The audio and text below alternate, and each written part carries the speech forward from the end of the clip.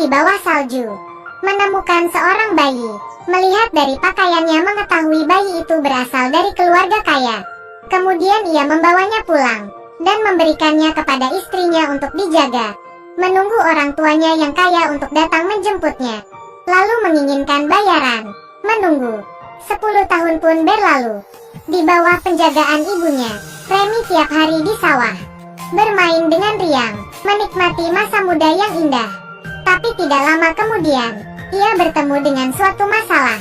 Ayah tirinya karena pekerjaan terjatuh dan kakinya patah, dan membutuhkan uang sebanyak 400. Ibu tirinya mengeluarkan semua uangnya tapi tetap tidak cukup. Ia pun menjual sapi peliharaan mereka ke tetangga. Tapi bagi Remy, sapi itu adalah satu-satunya temannya.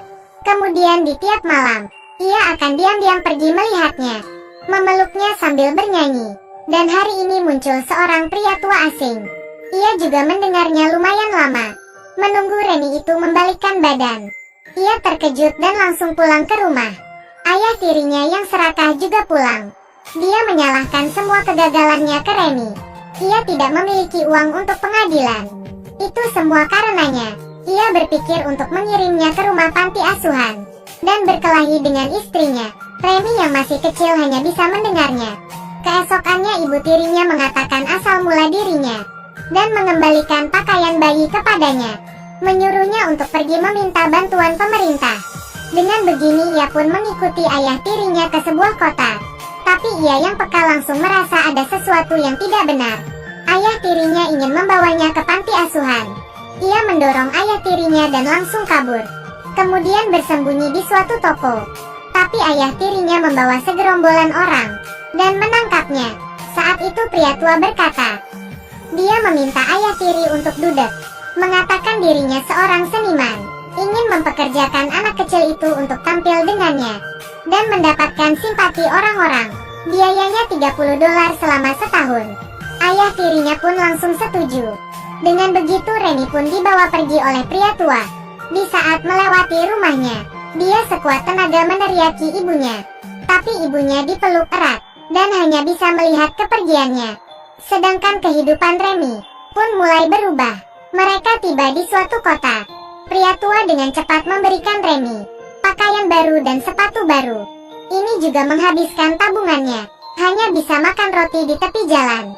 Dia juga mengaku kepada Remy kenapa dirinya melakukan hal itu. Ia menyadari kemampuan menyanyi Remy, suara yang begitu merdu, dan berharap dia akan terus bernyanyi. Pertama kalinya menyanyi di hadapan orang-orang, ia pun kabur karena ketakutan dan terjatuh di tanah. Kemudian ia marah, merasa dirinya sama sekali tidak memiliki bakat bernyanyi, dan berkelahi dengan pria tua. Saat itu seekor anjing membawakannya koran. Ternyata pria tua itu seorang pemain biola yang ternama. Tapi tidak tahu karena alasan apa, ia memilih untuk menyamar. Ia mengatakan ke Remy harus selalu percaya diri. Dengan bakatmu pasti akan bisa menjadi seorang penyanyi. Setelah itu ia memberikan sebuah kayu ke Remy dan mulai mengajarnya mengenal huruf. Remy mulai sambil belajar mengenal huruf, sambil belajar bagaimana bernyanyi.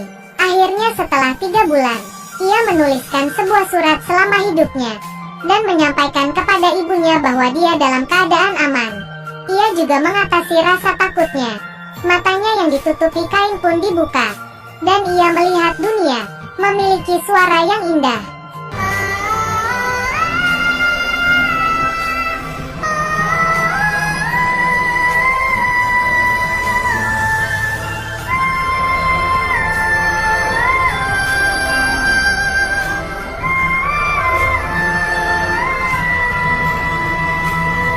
Semua orang sedang bernyanyi.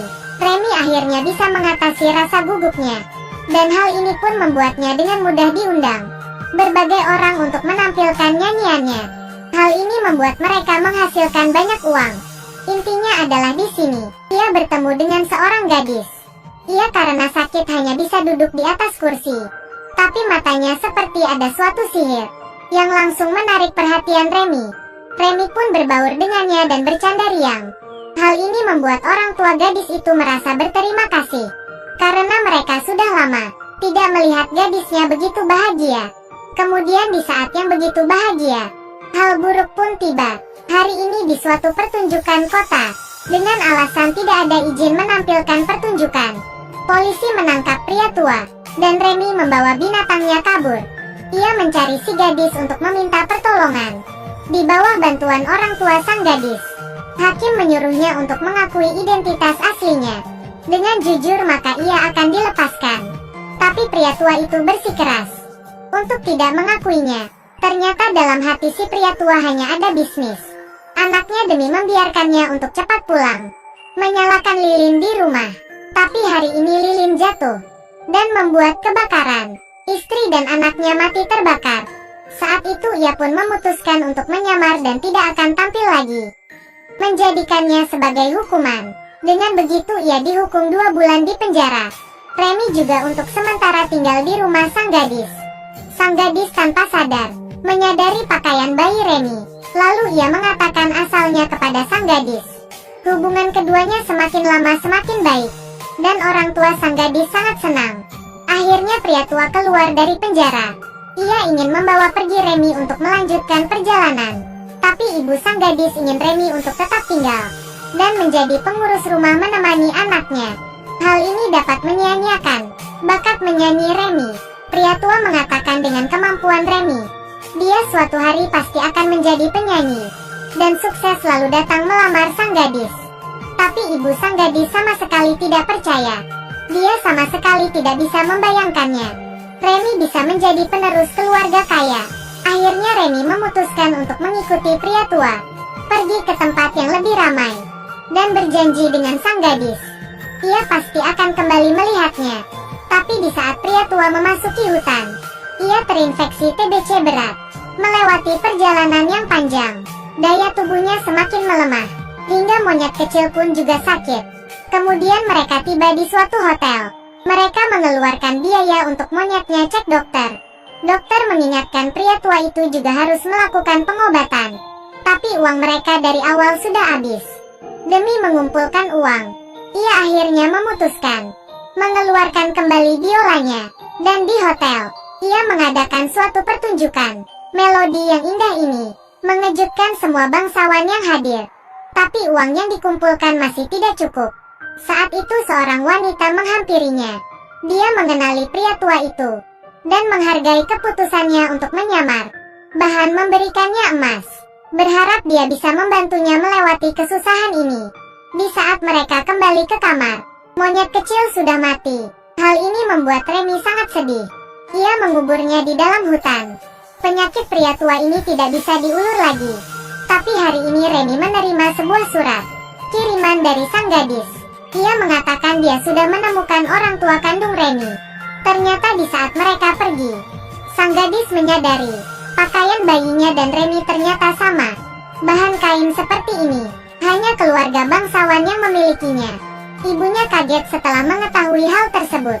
Kemudian menggunakan segala cara dan akhirnya mendapatkan informasi. Pria tua yang melihat surat itu juga tidak memedulikan penyakitnya dan langsung bergegas membawa Remy pergi. Mereka menemukan seorang pengacara.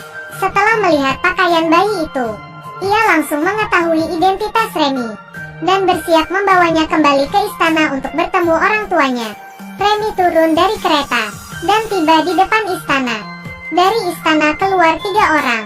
Wanita gemuk ini langsung memeluk Remy dan mengatakan ia adalah anaknya.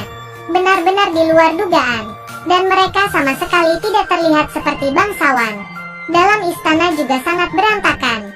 Sebelum pria tua itu pergi, ia memberikannya sejumlah uang besar. Ini menimbulkan kecurigaan, seperti yang diperkirakan. Di malam hari mereka memperlihatkan sifat asli mereka. Mereka ingin membunuh Remy, dan di saat mereka ingin melakukannya, pria itu dan anjing masuk dan langsung memukuli mereka, memaksa mereka untuk mengatakan yang sebenarnya. Ternyata pengacara itu adalah paman kandung Remy. Saat itu demi merebut harta warisan, ia menyuruh orang untuk membunuh Remy.